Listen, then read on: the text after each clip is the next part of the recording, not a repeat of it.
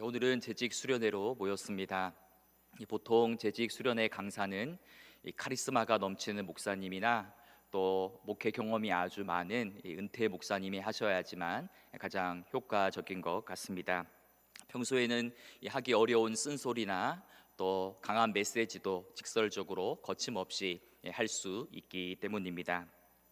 이런 차원에서 보면 오늘은 이 재직 수련회 강사를 잘못 선정한 것 같습니다.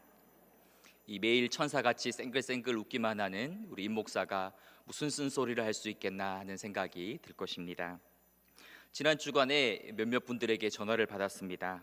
이번 재직 수련회 때 이 말을 빼놓지 말고 꼭 해달라라는 그런 청탁의 전화였습니다. 좀 둘러서 이야기하지 말고 좀 대놓고 좀 시원하게 얘기해 달라. 일 안 하고 게으른 재직들을 좀 꾸짖고 야단쳐 달라라는 요청이 대부분이었습니다. 그래서 제가 이렇게 대답해 주었습니다. 정작 그런 말 들어야 할 분은 재직 수련에 나오지도 않습니다. 사실 오늘 이 강의를 들어야 될 분은 이 자리에 없는 분들이 들으셔야 됩니다. 그럼에도 오늘 이 강의를 들으시면서 이것은 누구 들으라고 하는 소리인가, 아무개를 향한 메시지다라고 생각하지 마시고 나를 향한 메시지다라고 생각하셨으면 좋겠습니다. 지금 저 이야기는 나 들으라고 하는 소리 아닌가, 임 목사가 지금 나를 타켓으로 설교하고 있나? 예, 맞습니다. 네, 그분 들으라고 하는 소리입니다. 오늘 메시지는 오후 예배 안 나온 아무개 권사가 들어야 되는데, 아무개 집사가 들어야 되는데, 죄송하지만 그분은 말씀을 들어도 바뀌지 않습니다. 이 자리에 나오신 우리 150여 분 정도만 말씀을 잘 들으셔도 여러분 한 사람 한 사람이 바뀌고 새로워지면 우리 교회에 놀라운 회복과 또 부흥의 역사가 나타날 것입니다. 다른 누군가가 아니라 여러분 자신을 돌아보고 또 점검하면서 한번 말씀에 또 귀를 기울였으면 좋겠습니다. 누군가는 이제 오늘날 교회를 향하여서 유람선과 같다라고 지적한 바가 있습니다. 유람선을 타는 목적은 이 편리한 관광과 휴식을 취하기 위함입니다.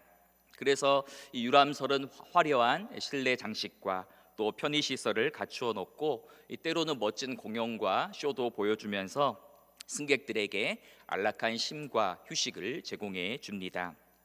유람선에서 일하는 사람들은 오직 돈을 받고 고용된 직원들 뿐입니다. 그리고 직원들은 오직 이 고객들을 어떻게 하면 기쁘게 할까, 편안하게 해줄까, 기분 좋게 해줄까라는 그 일에만 온 관심을 기울이고 일합니다. 여러분, 만약 교회가 유람선과 같다면 어떠하겠습니까? 화려한 건물과 편리한 시설만을 갖춰놓고 취미활동이나 문화 프로그램이나 운영하면서 교인들에게 안락한 쉼과 휴식만을 제공해주는 장소라면 그곳이 참된 교회이겠습니까? 하지만 현대의 많은 그리스도인들은 이 교회를 마치 유람선처럼 생각할 때가 많이 있습니다. 그래서 나의 필요와 요구 사항대로 교회가 움직여야 하고 또 언제나 최고의 최상의 서비스와 대우를 받아야 한다라고 생각합니다. 그리고 언제나 마음에 안 들거나 실증이 나면 언제든지 다른 유람선으로 갈아타 버리곤 합니다. 반면 전투함 같은 교회가 있습니다. 전투함은 고객을 위해 존재하는 게 아니라 사명을 위해 존재합니다. 군함에 들어가 보면 군함의 내부는 편리함과는 거리가 멀고 침대도 철제로 만들어져 있고 통로도 한 사람이 겨우 지나갈 수 있을 정도로 굉장히 비좁고 협소합니다. 군함은 휴식이나 여행을 위한 용도로 만들어진 것이 아니라 전쟁을 수행하기 위한 목적을 가지고 만들어졌기 때문입니다. 군함에 타고 있는 사람들은 모두 특별한 임무를 지닌 뛰고 있는 군인들입니다. 아무런 역할과 사명 없이 그 군함에 타 있는 사람은 아무도 없습니다. 그러하기에 그들은 자신의 기분대로 또 마음대로 하고 싶은 대로 자리를 이탈하지 않고 때로는 잠자리가 불편하고 때로는 음식이 마음에 들지 않더라도 자신이 맡은 자리를 지키며 임무 완수에 최선을 다하는 것입니다. 여러분, 오늘 우리 교회는 유람선과 같은 교회입니까? 아니면 전투함 같은 교회입니까? 여러분은 유람선에 탄 구경꾼처럼 교회 생활을 하고 계십니까? 아니면 군함의 승선에서 임무를 수행하는 군인처럼 교회 생활을 하고 계십니까? 유람선과 같은 교회는 이미 죽었거나 죽어가고 있는 교회입니다. 30년 넘도록 목회를 하면서 약 200개 넘는 교회를 직접 방문했던 이 스피노스 조디아티라는 목사님이 살아있는 교회와 죽어있는 교회의 특징을 이렇게 이야기한 적이 있습니다. 살아있는 교회는 교실과 주방과 주차장 등의 공간이 늘 협소하고 모자란다. 하지만 죽어가는 교회는 공간을 전혀 염려할 필요가 없다. 살아있는 교회는 아이들이 떠들고 제잘거리는 소리로 늘 시끄럽다. 하지만 죽어가는 교회는 항상 무덤처럼 조용하다. 살아있는 교회는 언제나 예산을 초과해서 사용하지만 죽어가는 교회는 은행에 잔고가 많다. 살아있는 교회는 항상 새로운 일을 계획하고 도전하고 시도하지만 죽어가는 교회는 과거의 전통만을 되풀이할 뿐이다. 살아있는 교회는 섬기는 성도로 가득 차 있고 죽어가는 교회는 대접을 받으려는 성도로 가득 차 있다. 살아있는 교회는 말씀을 배우고 공부하는 일에 힘쓰지만 죽어가는 교회는 배우고 공부하는 일에 게으르다.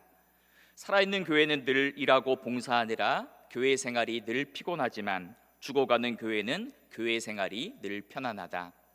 살아있는 교회는 분명한 교회의 비전과 목표가 있지만 죽어가는 교회는 매년 바뀌는 표어만이 있을 뿐이다.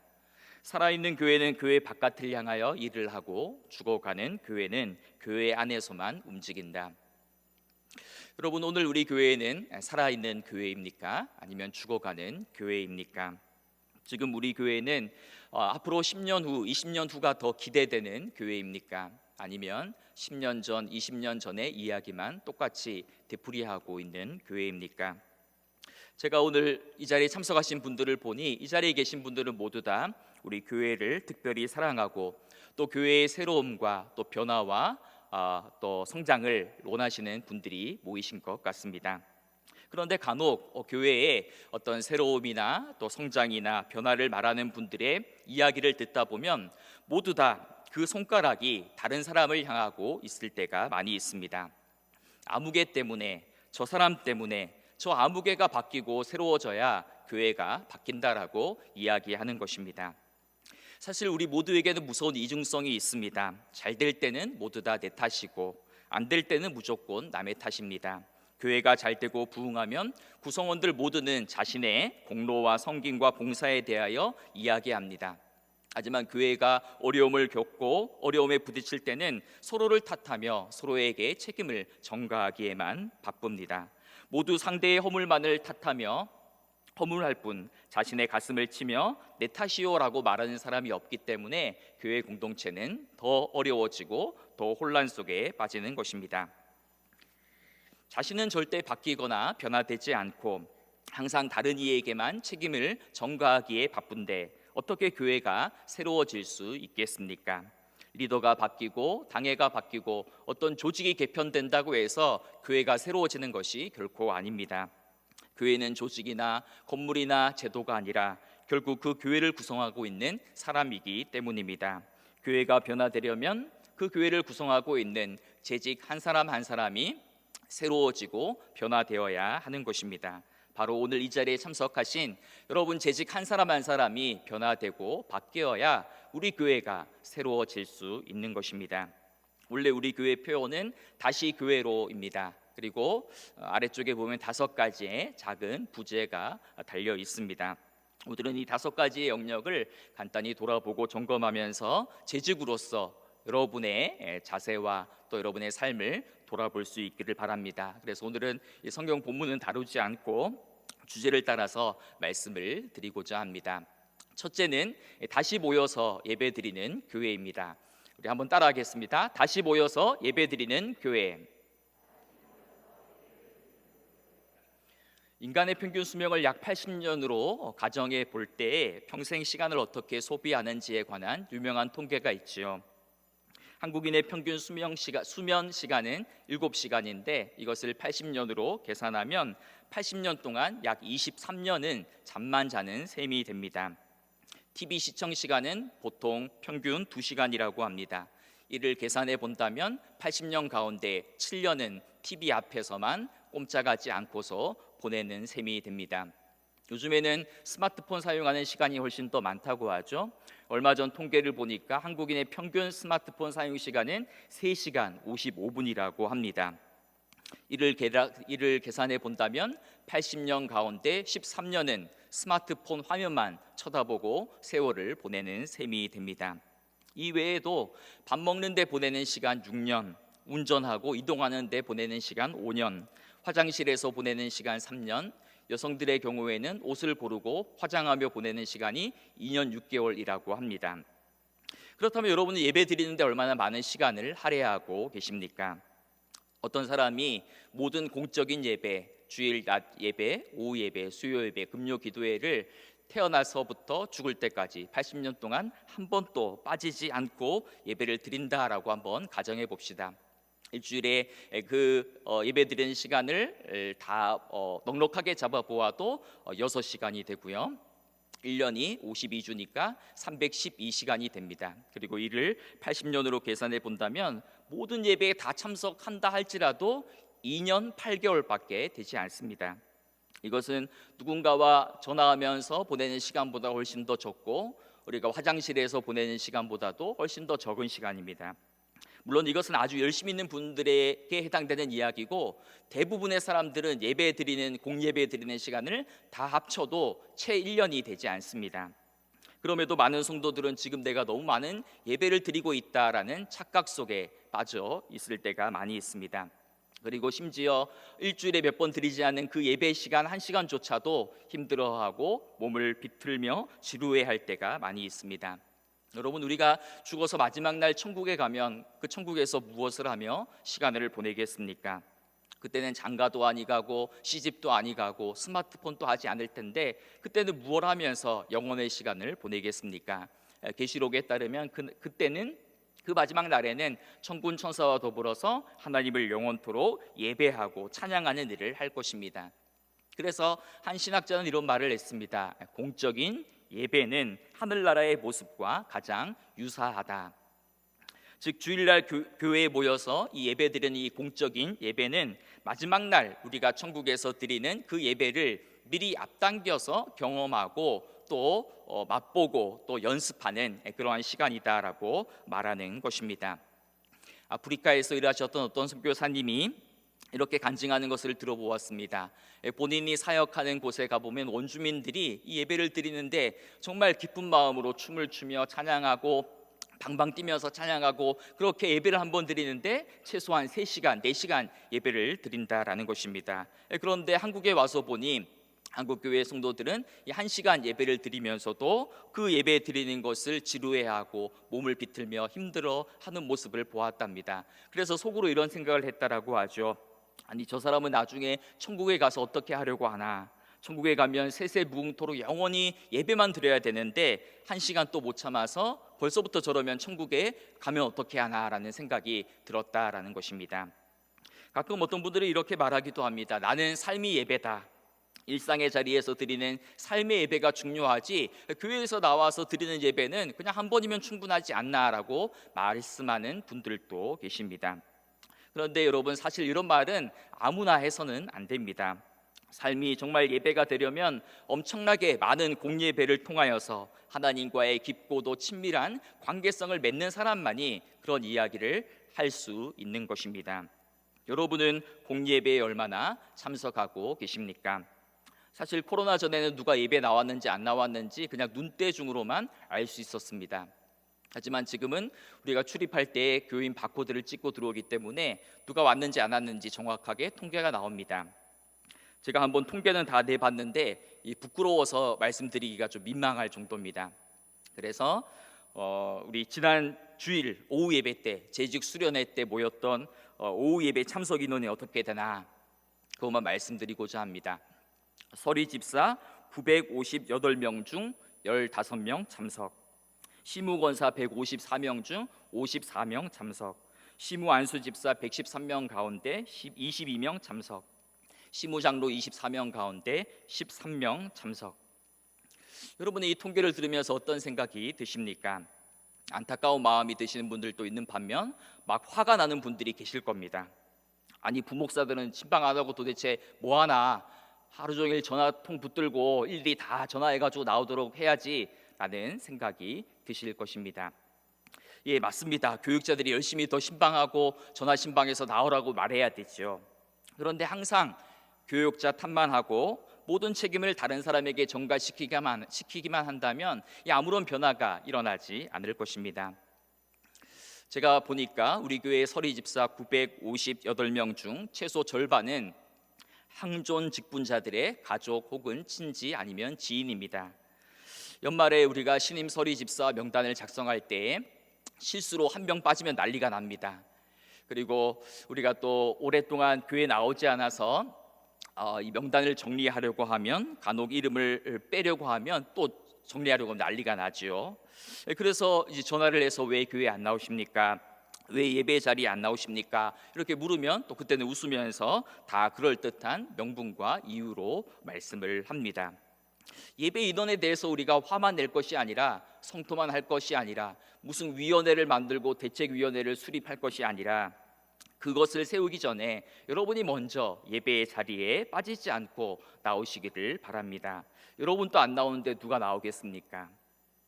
지금 이 말을 들으면 또 속으로 이런 생각도 하시는 분들이 많이 있을 겁니다. 아니, 예배가 좀 은혜로워야지 예배에 나오지, 예배에 나와도 은혜를 못 받기 때문에 예배에 안 드리는 거 아닙니까? 이렇게 또 말씀하는 분들이 많이 있더라고요. 죄송하지만 이런 분들은 예배가 무엇인지를 처음부터 다시 공부해야 되는 분들입니다. 예배는 내가 은혜 받고 내가 감동받고 내가 복받기 위한 자리가 아닙니다. 예배의 주인공은 내가 아니라 삼위일체 하나님이십니다. 내가 은혜 받는 자리가 아니라 나로 인하여서 하나님이 영광 받으시고 은혜 받으시는 자리가 바로 예배의 자리입니다. 예배는 내가 은혜 받기 위한 자리가 아니라, 예배는 하나님께서 이미 나에게 베풀어 주신 그 놀라운 구원의 은총과 사랑에 대해 감격하고 감사해서 그 은혜의 영광을 높이고 찬양하기 위하여 예배의 자리에 나와야 하는 것입니다.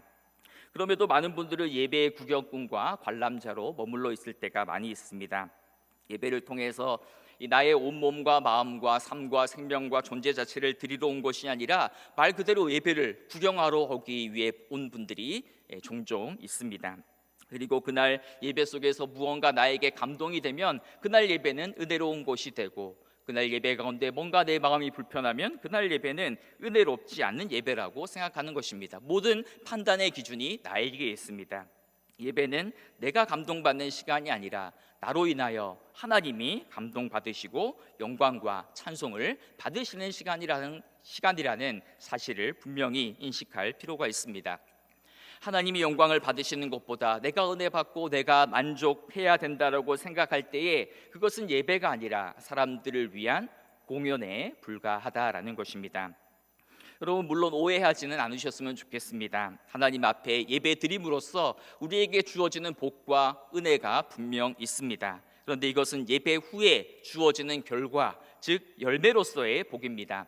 하나님의 사랑과 은혜에 대한 감사와 감격으로 정말 나의 모든 것 전부를 드리면서 예배 드릴 때에 하나님께서 그 예배 드리는 사람의 삶과 중심을 보시고 그것을 어여삐 여기시고 복과 은혜를 내려주시는 것이지, 내가 복받기 위하여 예배를 드린다, 은혜 받기 위하여 예배 드린다, 감동 받기 위하여 예배 드린다라고 말하는 것은 우선순위가 잘못되어 있고 주객이 전도되어 있는 것입니다.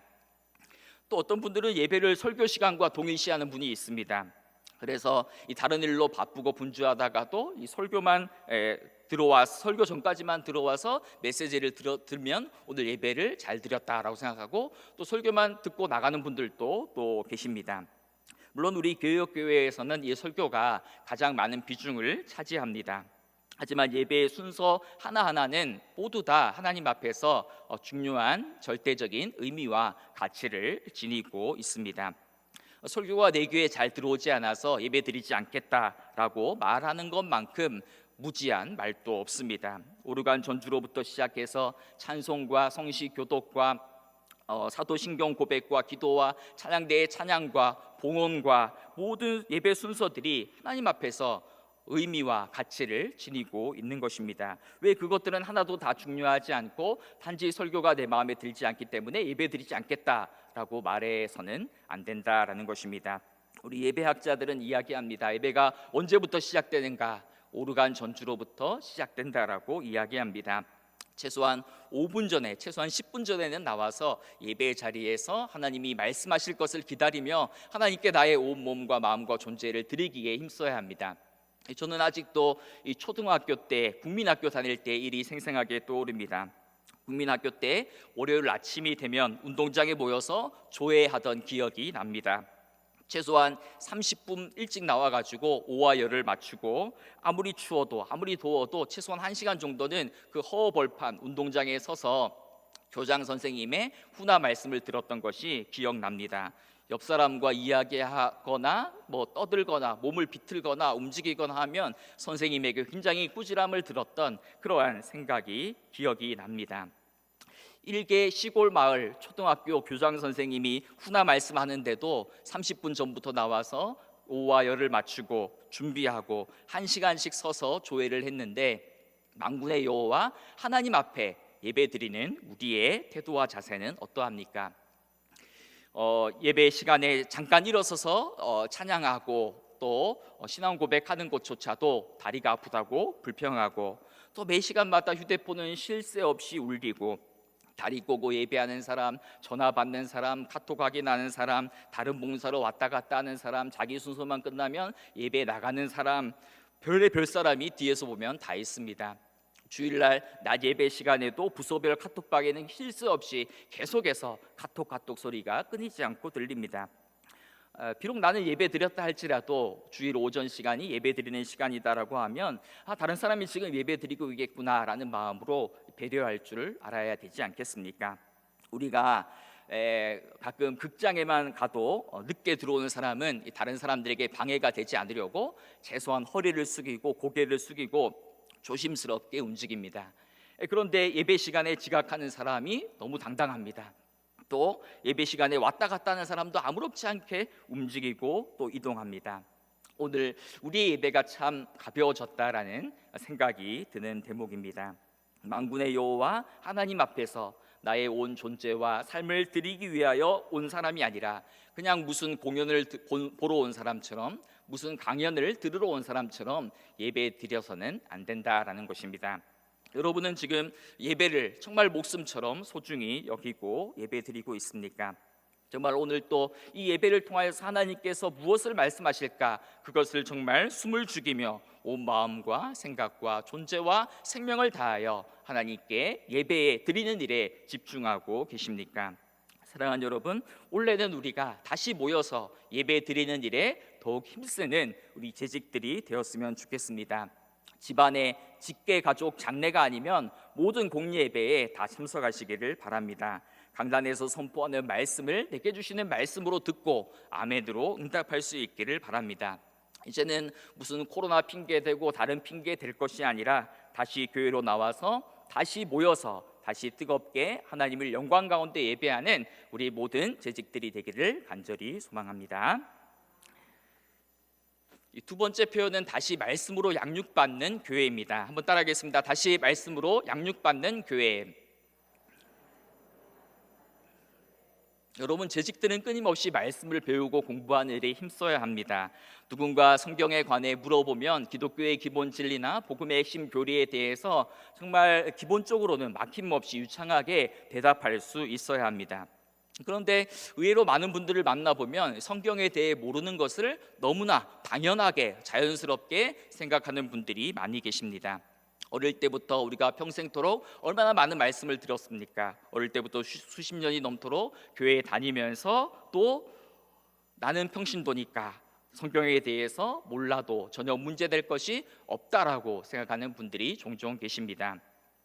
혹은 또 누군가에게 십자가를 지고 예수 그리스도를 따르는 제자도에 관해 설교하면 은연중에 나는 이렇게 생각합니다. 난 평신도니까 그렇게까지 열심히 믿거나 뜨겁게 신앙생활하지 않아도 된다라고 생각합니다. 나는 평신도니까 평신도로서 적당한 수준에서 신앙생활을 하면 되지, 아니 어떻게 매일 성경 읽고 매일 기도하고 영적으로 깨어서 살아갈 수 있느냐. 그런 삶은 목사님들이나 하고 선교사님들이나 사는 삶이지, 나는 평신도니까, 헌신된 사람이 아니니까, 나 같은 평신도는 그냥 주일날 교회에 한번 나오기만 해도 그것으로 충분하다라고 생각하는 분들이 계십니다. 평신도라는 말 속에 숨어서 자신의 사명과 사역과 그리스도인으로서의 책임을 회피하고 있는 것입니다. 여러분, 어떤 분이 취미로 낚시를 시작해서 매 주말마다 10년 동안 빠지지 않고 낚시를 했습니다. 여러분, 이분에게 낚시에 대해 물어보십시오. 그러면 뭐라고 대답하겠습니까? 나는 전문 낚시꾼이 아니라서 잘 모릅니다 라고 대답하는 사람은 아무도 없습니다. 오히려 낚싯대의 종류부터 시작해서 미끼는 뭐가 좋고 몇 시에 어디로 가면 고기가 잘 잡힌다라고 정말 입에 거품을 물고 열심히 이야기할 것입니다. 그런데 누군가 여러분들에게 성경에 관해 물어보면 여러분은 어떻게 답하고 계십니까? 어릴 때부터 우리가 얼마나 많은 예배에 참석하고 얼마나 많은 말씀을 들었음에도 불구하고 말씀을 모르는 것을 너무나 당연시 여기고 있지는 않습니까? 히브리서 5장 12절 이하에 보면 이런 말씀이 있죠.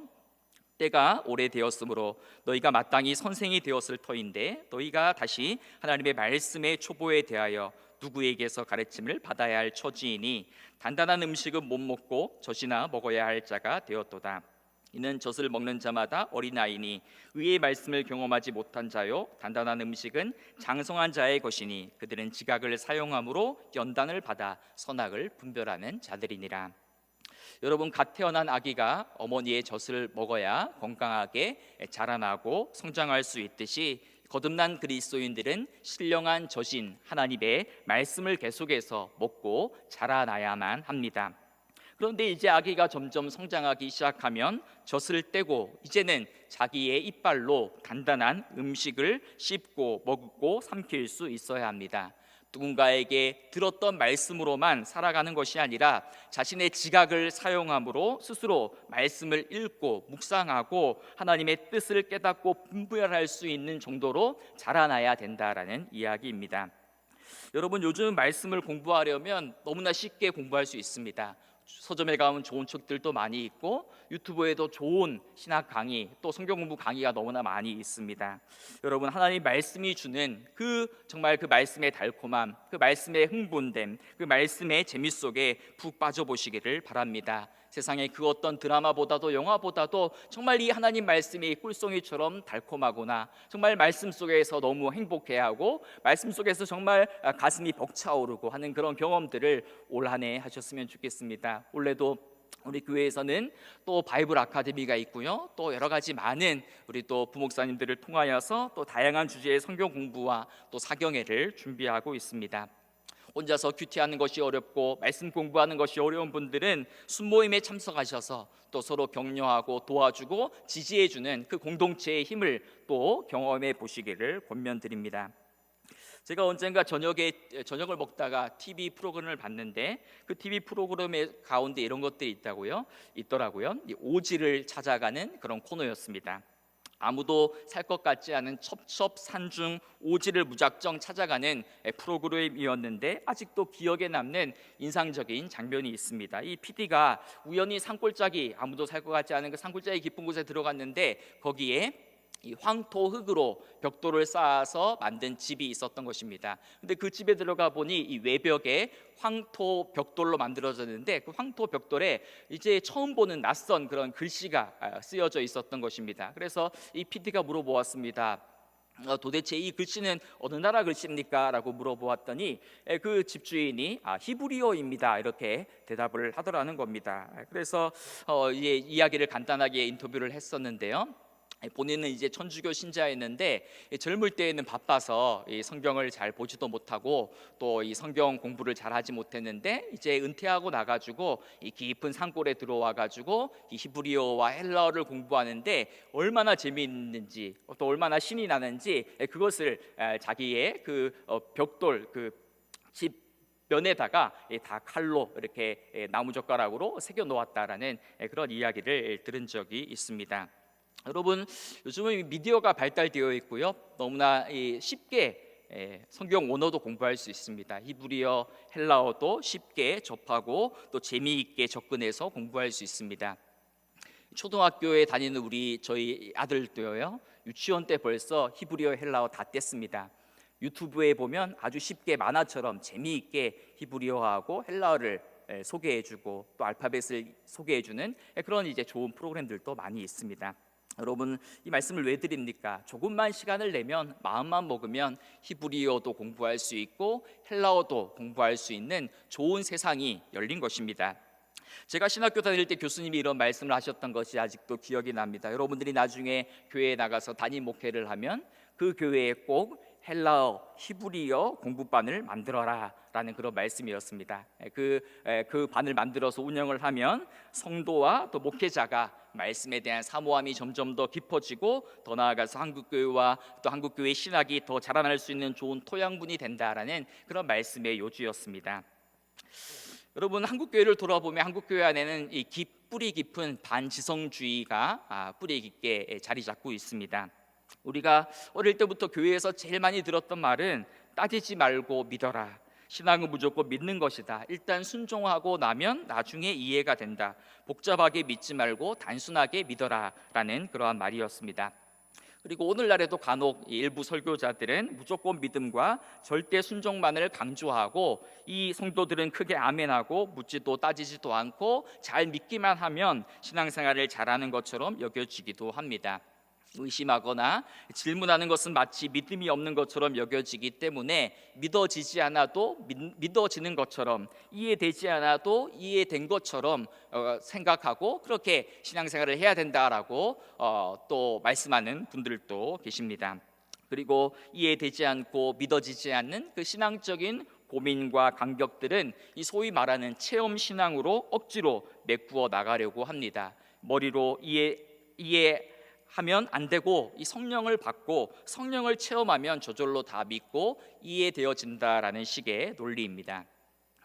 하지만 건강한 기독교 신앙은 이 지성적인 요소와 감정적인 요소와 의지적인 요소가 함께 결합되어 있습니다. 신앙에 있어서 이 세 가지 요소 가운데 어느 하나라도 부족하면 건강한 신앙이 될 수 없습니다. 우리가 믿는 하나님은 지정의 인격적인 하나님이시기 때문입니다. 그러기에 하나님이 우리를 만나주시고 우리에게 다가오실 때에도 지성적인 차원, 감정적인 차원, 의지적인 차원을 통해서 우리에게 말씀하시기 때문입니다.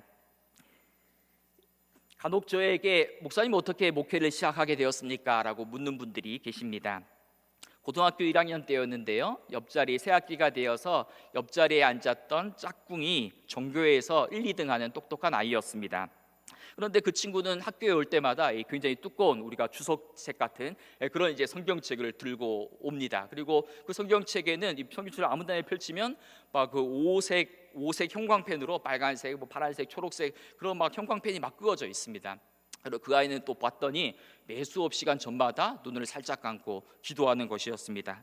그 당시에는 저도 열심히 교회 생활하고 있었기 때문에 하나님께 얼마나 감사의 기도를 드린지 모릅니다. 하나님, 이렇게 좋은 영혼의 친구, 단짝 친구를 보내주셔서 너무 감사합니다. 기쁘고 좋았습니다. 하루는 뭐 이런저런 얘기를 하다가 토요일 날 교회에 나가서 예배를 드린다는 겁니다. 뭐 이상하게 생각하지 않았습니다. 저희들도 토요일 가서 모여서 예배 드리고 기도하고 뭐 찬양하는 그런 모임을 가지지 않습니까? 그런데 어느 날 충격적인 사실을 알게 되었습니다. 알고 보니 그 친구는 이 토요일을 안식일로 지키는 이 하나님의 교회에 다니는 친구였습니다. 그 사실을 알자마자 저는 그 친구와 정말 바로 옆에 앉아 있었지만 이제 말도 안 하고 완전히 절교 수준으로 대면도 하지 않았습니다. 어릴 때부터 다니던 교회에서 받았던 교육이 있죠. 이단과는 절대 말도 하지 마라, 쳐다보지도 말아라, 말하다 보면 이단에 넘어간다. 저도 이렇게 교육을 받았기 때문에 이제 그 친구를 정말 완전히 무시하고 없는 사람처럼 취급을 했습니다. 하루는 그 친구가 저에게 찾아와서 정말 이 진심 어린 마음으로 이렇게 얘기를 했습니다. 자기는 자기가 믿는 그 자기 교회에서 가르치는 성경의 교리가 진짜라고 믿는다라는 것입니다. 그리고 자기가 하는 이야기를 한 번만 좀 들어보라는 것입니다. 그리고 자기가 하는 말이 정말 맞으면 자기 교회에 네가 오고, 만약에 내가 하는 말에 대해서 반박을 할 수 있으면 너가 다니는 교회에 다니겠다, 이렇게 이야기를 하는 것입니다. 그래서 뭐 그 말도 일리가 있다라는 생각이 들어가지고 이제 그 아이와 만나서 이 친구와 얘기를 했습니다. 그 두꺼운 성경책을 펼치고 막 여기 펼쳤다가 저기 펼쳤다가 막 이야기를 하는 겁니다. 그런데 뭔가 이게 뭔가 아니라는 생각은 드는데 이 대답을 제가 하지 못했습니다. 뭐 어디서 잘못되었는지 논리적으로 대꾸할 수가 없었던 것입니다. 그때 제가 굉장히 큰 나름대로 충격을 받았습니다. 어릴 때부터 내가 정말 주님을 위해 살겠노라고 정말 다짐하고 헌신하고 뭐 내가 뭐 전임 사역자는 안 되겠지만 그래도 내가 이 성경 말씀에 내 목숨을 걸고 내 생명과 삶 전체를 드리겠노라고 헌신하며 살았는데 내가 이렇게 이 성경 말씀을 모를 수가 있나, 이 얘기를 하는데 뭐 어디서 어디가 잘못되었는지를 논리적으로 왜 한마디도 대꾸를 하지 못하는가, 굉장히 충격을 받았습니다. 그래서 제가 홧김에 이렇게 말했습니다. 야, 나 신학교 간다. 가서 공부한 후에 제대로 한번 붙어보자. 이렇게 해서 제가 신학교에 가게 되었습니다. 여러분, 이단들이 얼마나 열심히 공부합니까? 멸망의 길로 가는 그들도 정말 그렇게 열심히 많은 시간을 내어서 하나님 말씀을 공부하는데 여러분은 얼마나 성경을 사랑하고 말씀 배우기에 힘쓰고 계십니까?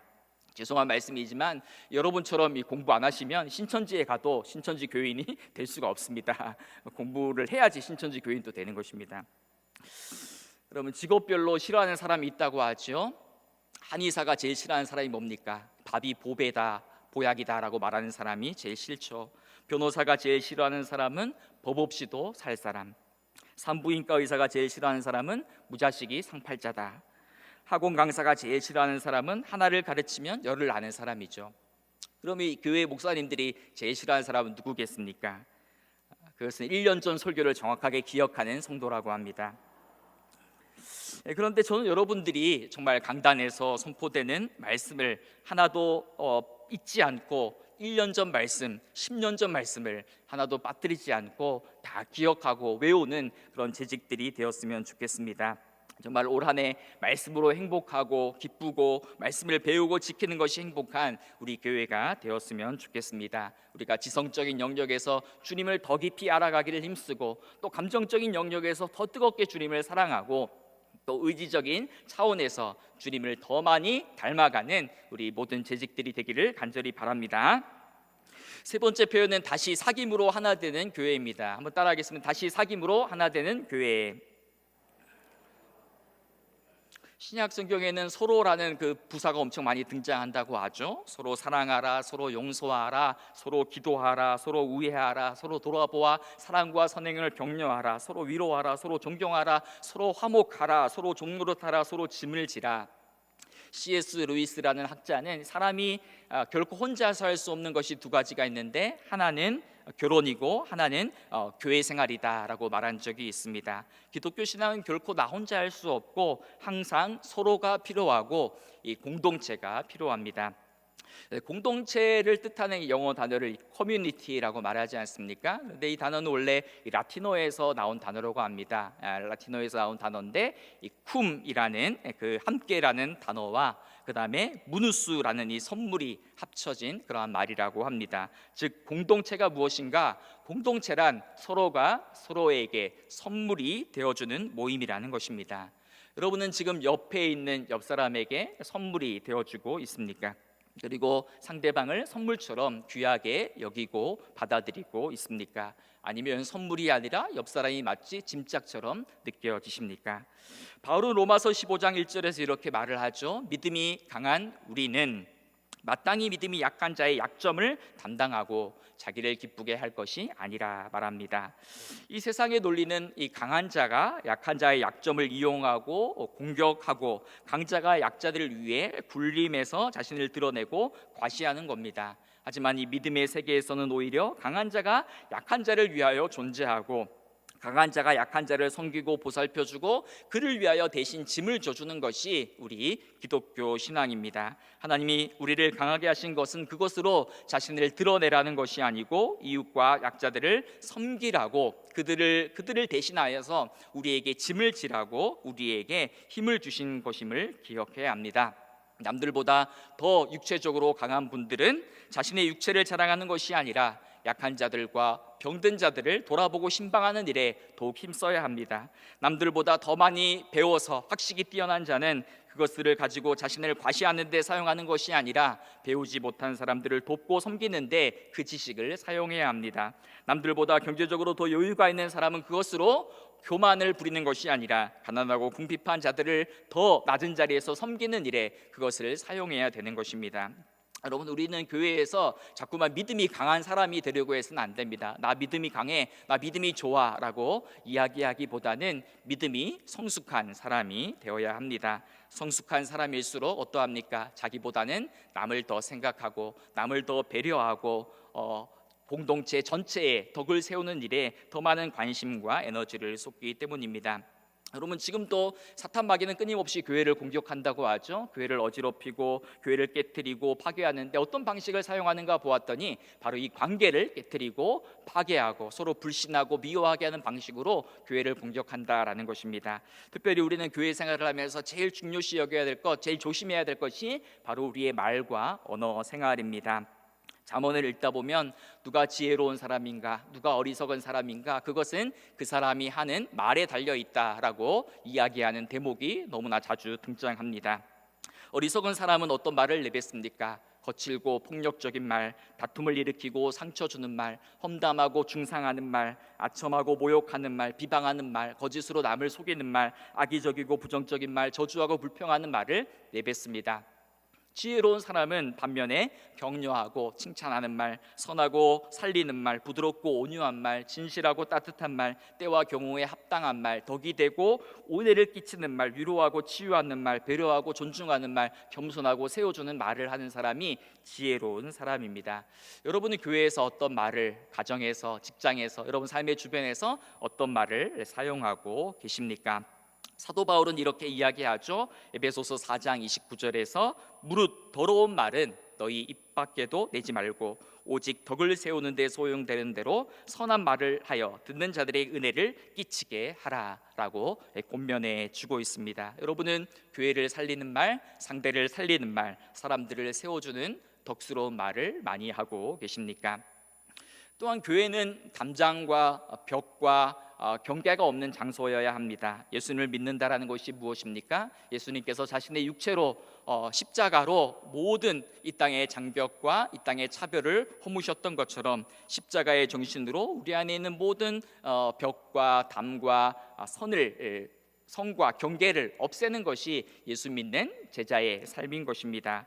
교회는 타인을 받아들이는 연습을 배우고 또 훈련하는 그러한 장소여야 합니다. 나와 생각과 뜻과 마음이 다르다 할지라도 그 차이를 존중하고 인정하고 받아들일 줄을 알아야 합니다. 비록 우리의 모든 것들이 다 다르죠. 출신과 배경과 또 생김새와 모습과 말투와 일하는 방식과 또 어떤 생각을 표출하는 방식이 다 다를 것입니다. 그럼에도 교회란 교회의 머리 대신 예수 그리스도 안에서 한 마음과 한 뜻을 품고 한 입으로 예수 그리스도를 주라 시인하는 공동체가 바로 교회여야 하는 것입니다.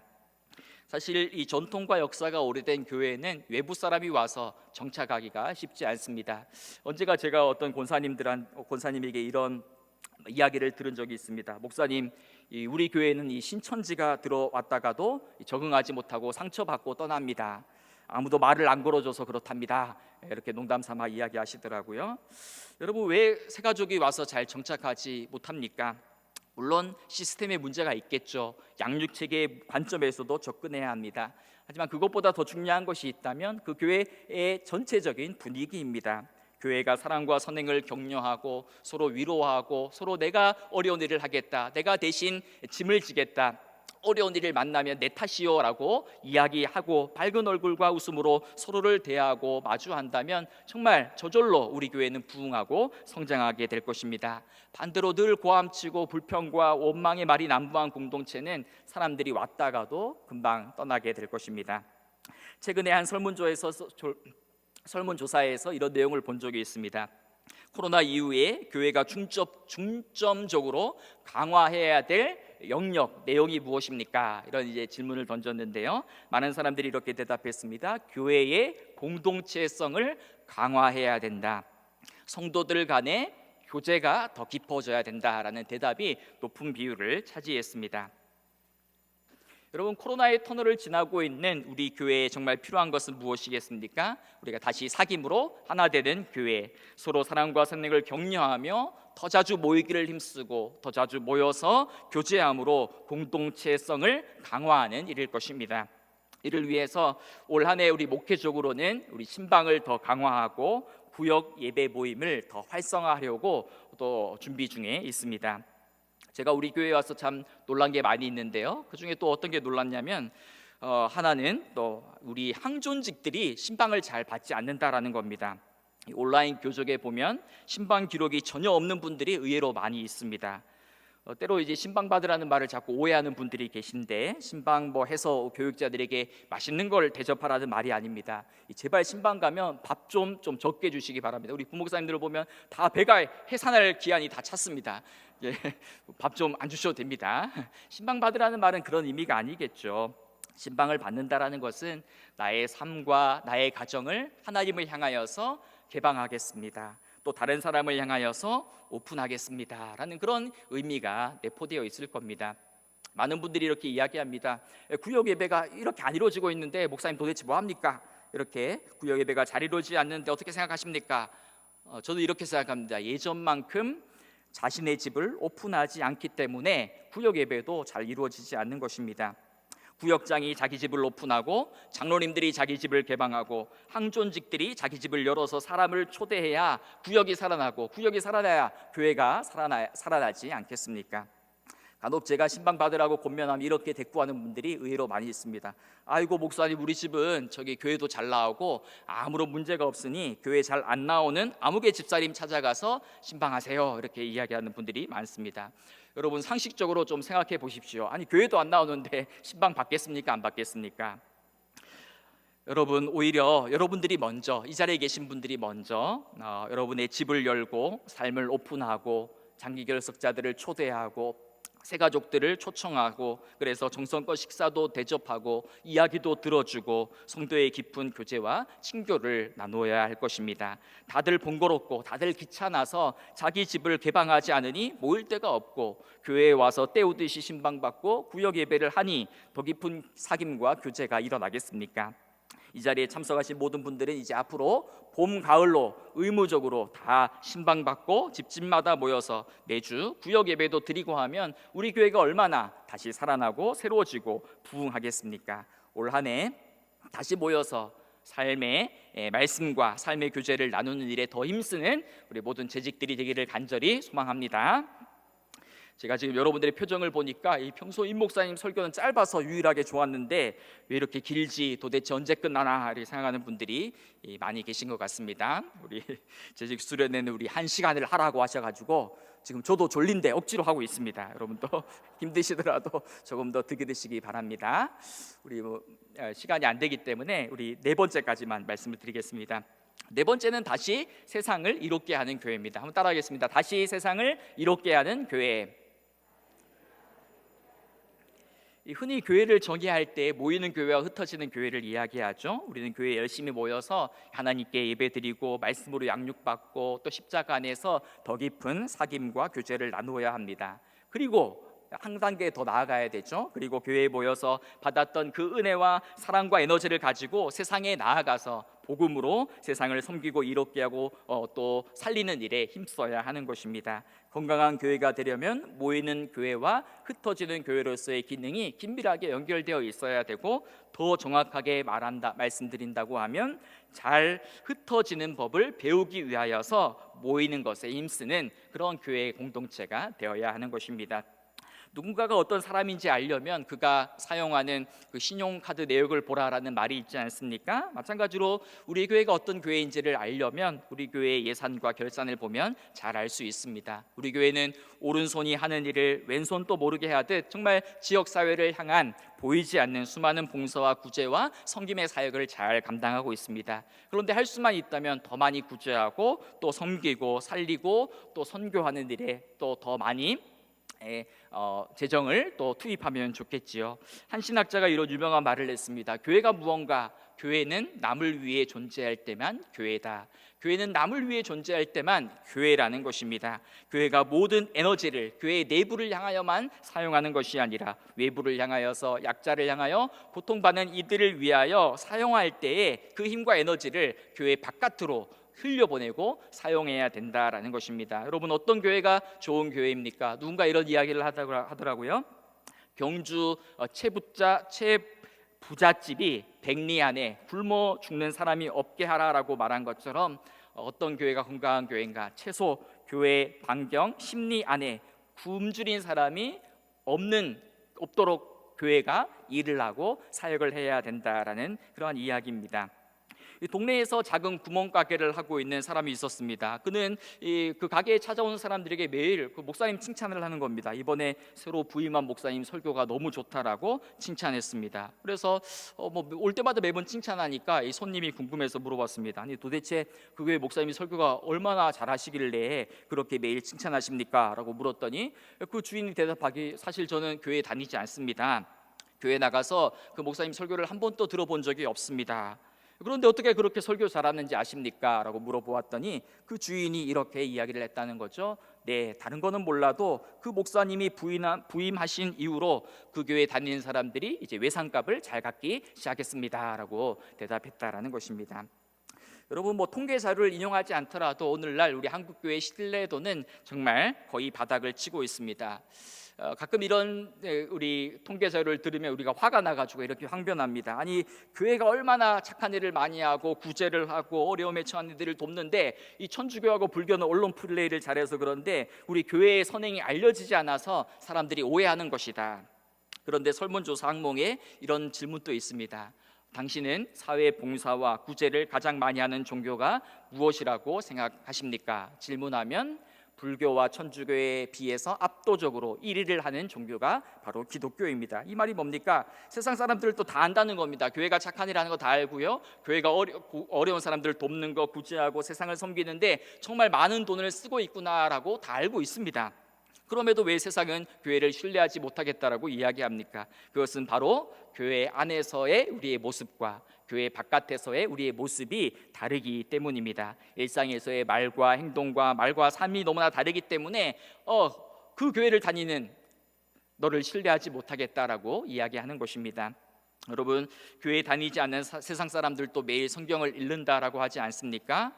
아니, 목사님, 교회 안 다니는 사람들이 어떻게 매일 성경을 읽습니까? 바로 안 믿는 사람들에게는 여러분들이 걸어다니는 성경책이기 때문입니다.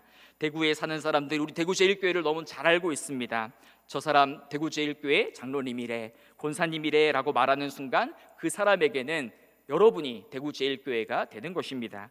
여러분의 말과 삶과 행실이 교회 다니지 않는 사람들에게 복음이 되고 교회의 메시지가 되는 것입니다.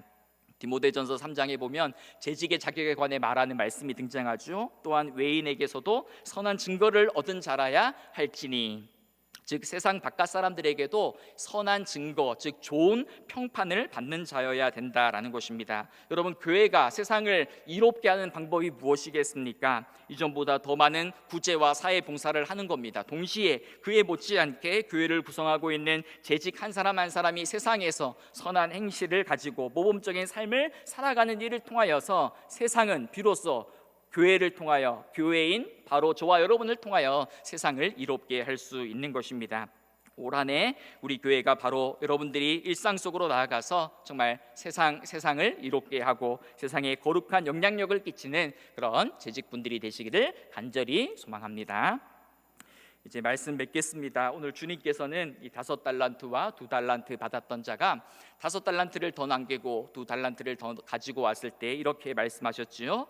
잘하였도다 착하고 충성된 종아, 내가 적은 일에 충성하였음에 내가 많은 것을 내게 맡기리니 내 주인의 즐거움에 참여할지어다. 여러분, 우리 상식으로는 잘하였도다 착하고 충성된 종아, 참 그동안 수고 많았다, 고생 많았다, 이제는 쉬어라, 이제는 아무 일도 하지 말고 좀 쉬어라, 이렇게 말해야 좀 상식적인데 하나님은 그게 아니라 2달란트 맡은 자가 2달란트를 더 가지고 왔을 때에 오히려 작은 일에 충성했으니 더 큰 일을 맡기겠다라고 이야기하고 계십니다. 앞으로 더 많은 일을 하게 될 거라는 그런 말씀이겠죠. 여러분, 이 자리에 계신 분들은 누구보다 교회를 사랑하고 또 누구보다 교회를 위해 열심히 봉사하시는 분들이 다 모여 계십니다. 그런데 우리가 홀로 많은 일들을 감당하다 보면 때로는 알아주는 이가 없고 또 때로는 일을 하다 보면 마음이 상할 때도 있고, 그래서 이 불평과 원망이 나올 때도 있습니다. 왜 나만 이렇게 생고생하나? 그런데 오늘 주님께서는 그게 바로 복이다, 일 많은 것이 바로 너의 상급이다 라고 말씀해 주고 있는 것입니다. 여러분은 재직으로서 무엇 때문에 누구를 위하여서 일하고 계십니까? 사람들에게 나의 이름을 드러내고 인정받고 칭찬과 명성을 얻기 위하여 일하는 사람은 아무도 없습니다. 마지막 날 주님 앞에 섰을 때에 정말 잘하였도다, 착하고 충성된 종아, 이 말씀 한마디면 충분하지 않습니까? 어느 목사님 책에 보면 이런 유명한 이야기가 나온다고 하지요. 아빠와 아들이 깊은 산속의 오솔길을 걸으면서 이런저런 이야기를 나누다가 이 아들이 아빠에게 묻습니다. 아빠, 이 용기가 뭐예요? 라고 물으니까 아빠가 또 되물었습니다. 얘야, 너는 용기가 뭐라고 생각하니? 그랬더니 이 아이가 대답을 합니다. 용기가 뭘까? 나보다 덩치가 더 큰 아이가 다른 친구들을 괴롭힐 때 내가 나서가지고 그 덩치 큰 아이를 혼내주는 거예요. 그게 용기가 아닐까요? 라고 대답을 했더니 아빠는 이렇게 대답을 했더라는 겁니다. 그래, 그것도 용기일 수 있지. 하지만 그것은 진정한 의미의 용기라고는 말할 수 없어.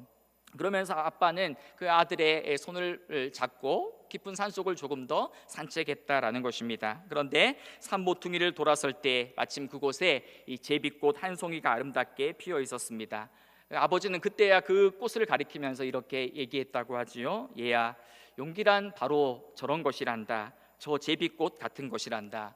아무도 보지 않는 산에서 그 누구의 박수갈채도 없지만 묵묵히 생명의 몫을 감당하는 저것이 바로 진짜 용기란다라고 대답했다라는 것입니다. 여러분, 진정한 용기, 참된 충성이 무엇이겠습니까? 알아주는 이가 없어도, 인정해주는 이가 없어도 묵묵히 맡겨주신 자리에서 자신의 몫을 잘 감당하는 것입니다. 진정한 믿음이란 칭찬해주는 이 없어도, 보는 이 없어도 하나님께서 내게 맡겨주신 자리를 끝까지 목숨을 걸고 지켜내는 것입니다. 때로 그 자리가 힘겹고 때로 그 자리에서 도망치고 싶지만 주님께서 맡겨주신 자리이기 때문에 그 자리에 있어야 하는 것입니다. 사랑하는 여러분, 올 한해도 하나님께서 저와 여러분을 우리 대구제일교회의 재직으로 불러주시고 거룩한 직책과 영광스러운 사명을 맡겨주셨습니다. 올 한해도 그 부르심과 그 소명에 바르게 응답해서 예배의 자리와 기도의 자리와 말씀의 자리와 봉사의 자리와 섬김의 자리와 구제의 자리와 선교의 자리를 믿음과 인내와 충성으로 잘 지켜내는 우리 모든 재직들이 되시기를 간절히 소망하며 축복합니다.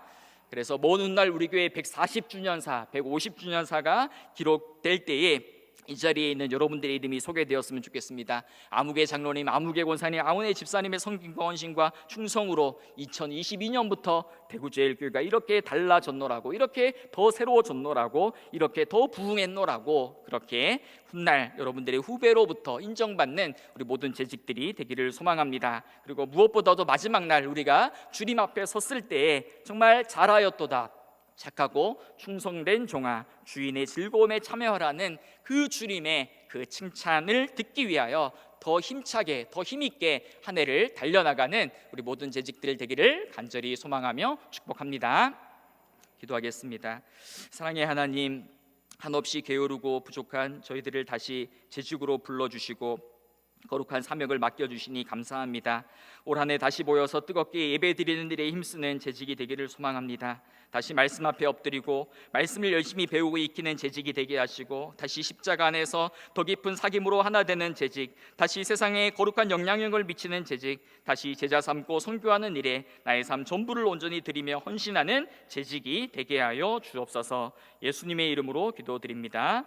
아멘.